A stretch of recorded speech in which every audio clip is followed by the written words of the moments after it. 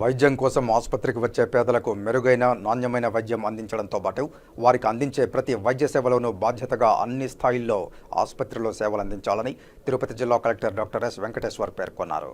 మంగళవారం Tirupati SVRR government general hospital Ruia ఆసుపత్రిలో జిల్లా collector doctor yes Venkateshwar chairman హోదాలో అధ్యక్షత వహించి తిరుపతి ఎమ్మెల్యే ఆరణి శ్రీనివాసులు కో చైర్మన్ హోదాలో డాక్టర్ ఎం గురుమూర్తి తిరుపతి పార్లమెంటు సభ్యులుగా పాల్గొని ఆసుపత్రి అభివృద్ధి సొసైటీ సమావేశాన్ని నిర్వహించి దిశానిర్దేశం చేశారు.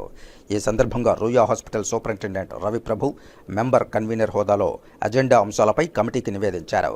కమిటీలో మునుపటి హెచ్డిఎస్ సమావేశం యొక్క మినిట్స్ అలాగే ఆమోదించబడిన తీర్మానాలపై సమీక్షించి సమావేశంలో కమిటీ పలు సూచనలు చేశారు. అందులో ఆక్సిజన్ పైపుల నిర్వహణకు టెండర్లు పిలవాలని 1 నెలలోపు ఎగ్జిక్యూటివ్ ఇంజనీర్ ఏపీఎంఎస్ఐడిసిని కలెక్టర్ ఆదేశించారు. మహాప్రస్థానం వాహనాలకు సంబంధించి అధిక సంఖ్యలో వాహనాల కోసం ఉన్నతాధికారులను సంప్రదించాలని సూపరింటెండెంట్కు సూచిస్తూ మహాప్రస్థానం వాహనాలు అందుబాటులో లేని సందర్భంలో రవాణా కోసం నిధిని ఉపయోగించాలని తెలిపారు.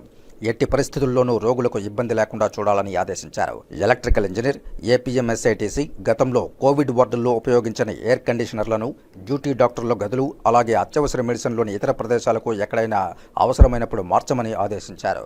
తదుపరి సమావేశం సెప్టెంబర్ 27న నిర్వహించాలని సూచించారు. ఎజెండాలోని మిగిలిన అంశాలను ఈరోజు చర్చించాలని చైర్మన్ ఆదేశించారు.